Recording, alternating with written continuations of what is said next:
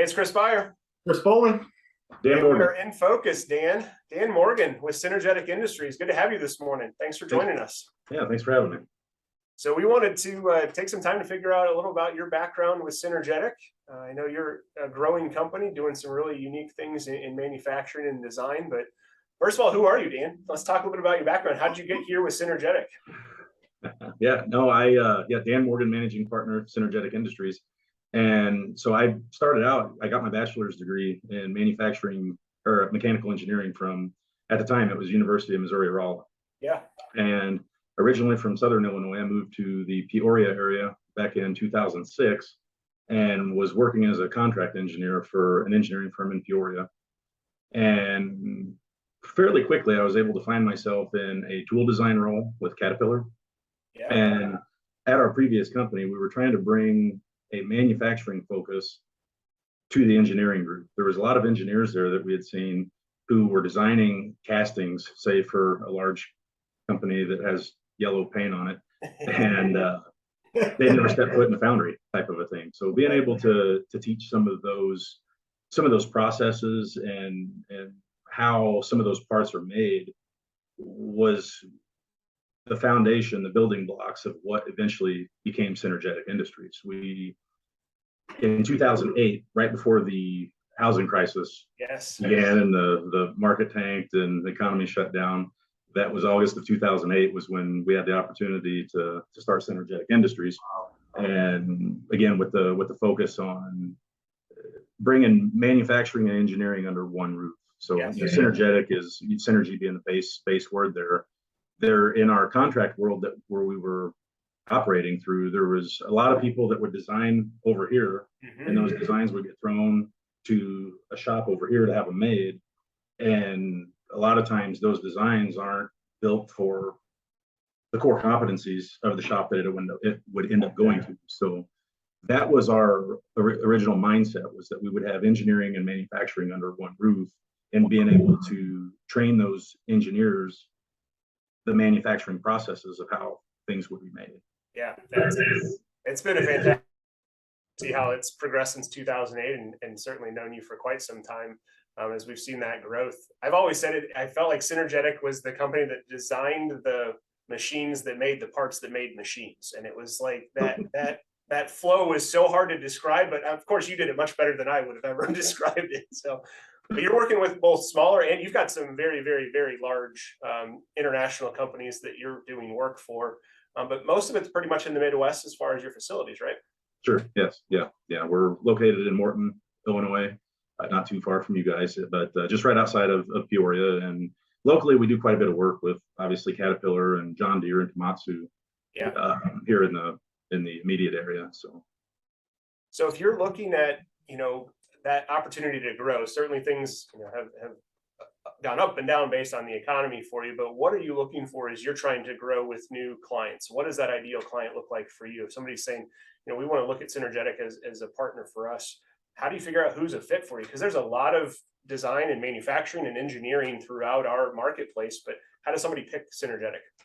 Sure. No, it's a great question. It's one that I've had to practice answering here quite a while, because one of the things that we've tried to do is not necessarily paint a face on the monster of what we've become. We like to pride ourselves in some of the flexibility of what we're able to take on, and also just with the ever-changing market, right? You make investments in expensive equipment, and then that market dries up and you're left holding the bag of there. So ideally, and again, I don't want to really exclude anybody, but ideally we typically try to target the mid to larger size companies. If you were to put them into tiers, you have like a level 1, level 2, level 3, where level 2 might be $20 to $50 million and level 3 might be 100 plus, your Fortune 500 type companies. Right.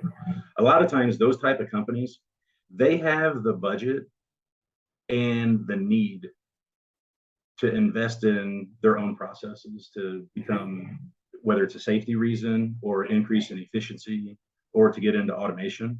A lot of those are the size companies that have those continual projects that go on year after year. And that's one of the things that's important to us, is that relationship, right? So when you were talking about it, just right in the intro to that question there. You said, what makes a good partner for you, right? That's a great word to use, because we look at it as partnership, relationship, and something that's ongoing. So yeah, that's good.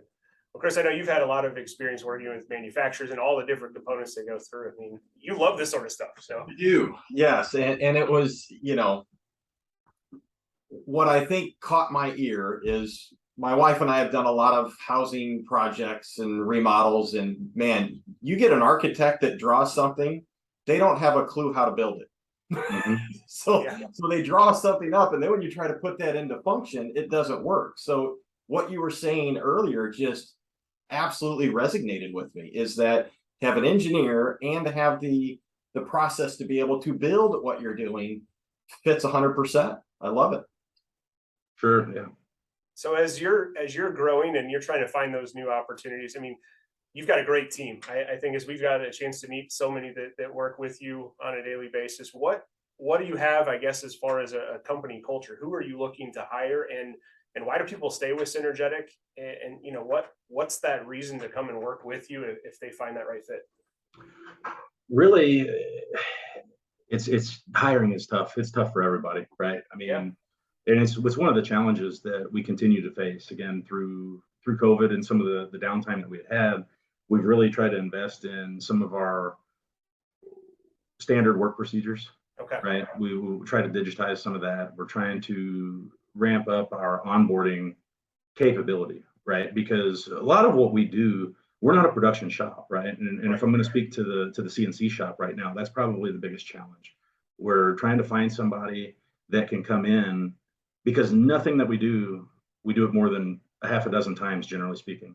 Right. Even if it's a production run, we might run 3,000 of a piece and then never run that part again. So so it takes quite a bit of machining knowledge, programming, how to set up for your job that you're going to run, knowing where to find your tools, what tools are going to be required, how to dial those in. Some of the tolerances that we deal with are so tight, you have to have everything adjusted just right, indicated in. So really, the thing that we look for first and foremost is some kind of a background around a machine shop. In a manufacturing space, right? And then obviously attitude and everything comes into play there, because we are a small company, and you want to have people that are fairly upbeat. And part of what we're able to do to keep people, because obviously we're not able to pay necessarily as high as some of these people are paying right now, especially with the signing bonuses and everything. But we do offer a lot of flexibility. I mean, we work 4 10-hour shifts, so they get an extra day off there. And we're pretty flexible, because office folks, we're still here 5 days a week.